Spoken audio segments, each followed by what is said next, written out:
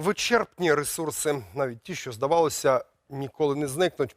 Ми вже перенаситили планету, бездумно споживаємо її ресурси, інколи просто викидаємо їх на смітник, геть не замислюючись, що усі ці блага природи можуть просто закінчитися. Статися це може і не у такій вже й далекій перспективі, твердять науковці, і навіть із ресурсами, від яких ми зовсім не очікували такої підступності.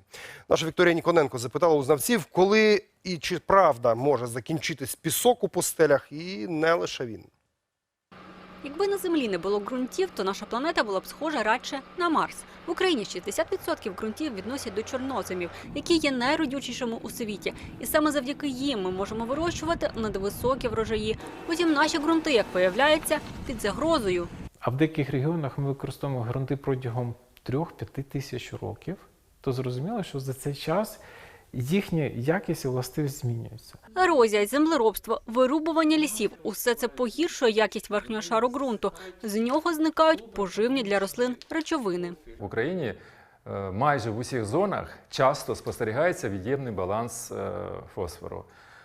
Тому що відчудження з ґрунтів цього елементу переважає надходження. Від'ємний баланс азоту особливо, та й калію по багатьох ґрунтах.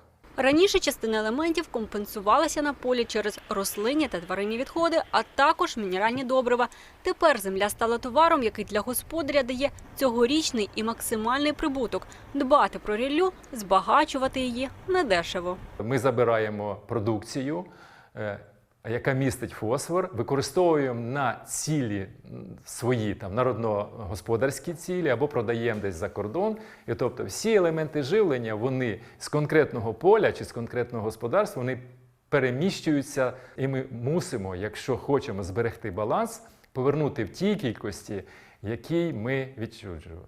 Тож, якщо ми не відновимо балансу, то дуже швидко можемо просто зголодніти.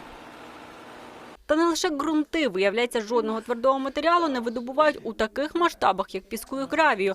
Ми настільки швидко їх використовуємо, що природа не встигає відновити. Пісок є та речовина, яка твориться в результаті вивітрювання, переважно фізичного вивітрювання, є продуктом простого механічного фізичного подрібнення вихідної породи. Для цього потрібні тисячі років, яких у нас може просто не бути. Адже використовуємо ми його щодня для будівництва доріг, приміщень, для фільтрації води і навіть виготовлення скла. І мова здебільшого йде не про пустельні піски, а річкові.